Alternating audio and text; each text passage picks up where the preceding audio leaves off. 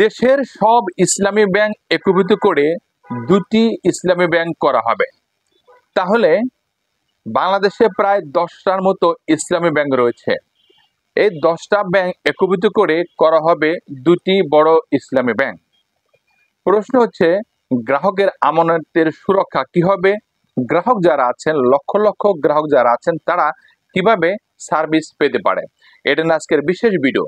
আসসালামু আলাইকুম, মাটি ব্যাংক চ্যানেলের পক্ষ থেকে সবাইকে স্বাগতম। তাই ভিডিওটা কিন্তু খুবই গুরুত্বপূর্ণ, পুরোটা দেখার রিকোয়েস্ট করছি।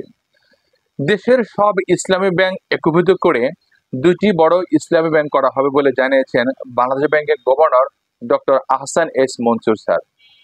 তিনি বলেন, ইসলামী ব্যাংকগুলোকে নতুন রূপে তৈরি করা হবে, মানে পুরোদমে নতুন রূপে গড়া হবে। দেশে বড় ইসলামী ব্যাংক রয়েছে একটা, এবং অনেকগুলো ছোট ছোট ইসলামী ব্যাংক রয়েছে। এই ছোট ব্যাংকগুলোর মধ্যে অনেক ব্যাংকের এখনো অনেক সমস্যা রয়েছে। তাই সবগুলো ইসলামী ব্যাংকে একীভূত করে, মানে মার্জ করে বড় দুটি ইসলামী ব্যাংক গড়ে তোলা হবে। যেহেতু তিনি বলেন, ইসলামী ব্যাংকের জন্য আমাদের প্রপার রেগুলেটরি ফ্রেমওয়ার্ক নেই, ব্যাংকের জন্য আলাদা আইন এবং তদারকির ব্যবস্থাও থাকতে হবে। বৈশ্বিক উন্নত চর্চার মাধ্যমে অনুসরণ করা হবে বলে তিনি জানিয়েছেন। গতকাল বিআইবিএম আয়োজিত অনুষ্ঠানে তিনি একথা বলেন। সে সাথে আরো বলেন, বাংলাদেশ থেকে অনেক টাকা পাচার হয়েছে। ব্যাংকিং এবং নন ব্যাংকিং দুই চ্যানেলেই বাংলাদেশ থেকে অনেক টাকা পাচার হয়েছে। বাংলাদেশ ব্যাংক সহ অনেক এজেন্সি টাকা ফিরে আনার কাজ করছে। এবং তিনি হুঁশিয়ারি করে বলেন, যারা টাকা পাচার করেছে তাদেরকে কোনোভাবেই ভালো থাকতে দেওয়া হবে না। এমনভাবে তাদেরকে শাস্তি প্রয়োগ করতে হবে বা তাদের বিরুদ্ধে ব্যবস্থা নেওয়া হবে, যাতে ভবিষ্যতে কেউ টাকা পাচার করতে সাহস না পায়।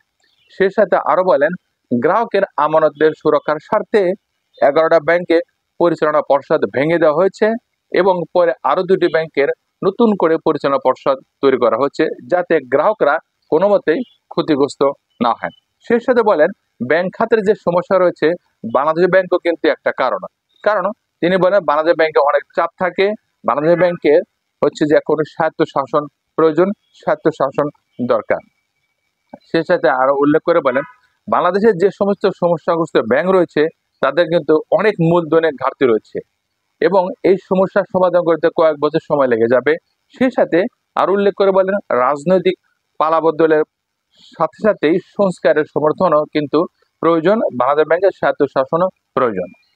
এখন কথা হচ্ছে যে, এই যে 10টির মতো ইসলামী ব্যাংক রয়েছে, এই ব্যাংকগুলো যদি একীভূত করে বা মার্জ করে দুটো ইসলামী ব্যাংক করা হয়, লক্ষ লক্ষ গ্রাহক আছে, তারা কিভাবে কোন ব্যাংক থেকে কিভাবে সার্ভিস নেবে বা সেবা পাবে, বা গ্রাহকের মধ্যে নতুন করে কোনো আতঙ্ক ছড়াবে কিনা, বা গ্রাহকরা আবার দ্বিধাগ্রস্ত হবে কিনা যে আমার টাকা ফিরে পাবো নাকি আমি স্বাভাবিকভাবে সার্ভিসটা বা বেনিফিটটা পেতে পারি, অথবা নতুন কোনো নামে আবার তৈরি হবে কিনা, এসব প্রশ্ন কিন্তু থেকেই যায়। যাই হোক, আমরাও চাচ্ছি যত দ্রুত সম্ভব ব্যাংকের অবস্থা স্বাভাবিকভাবে ফিরে আসবে, এবং বাংলাদেশ ব্যাংকের যে বর্তমান গভর্নর আছেন তিনিও কিন্তু খুব ভালোভাবে চেষ্টা করে যাচ্ছে ব্যাংকের অবস্থা আরো ত্বরান্বিত করার জন্য, স্বাভাবিক অবস্থা ফিরে আনার জন্য। যে এটা ছিল আজকে ভিডিও। ভালো লাগলে অবশ্যই চ্যানেলটা সাবস্ক্রাইব করবেন। সে সাথে ব্যাংকিং অ্যাক্টিভিটি জানার জন্য মাটি ব্যাংক চ্যানেলের পাশেই থাকুন। লাইক কমেন্ট শেয়ার ভুলবেন না। ভালো থাকবেন, সুস্থ থাকবেন। আল্লাহ হাফেজ।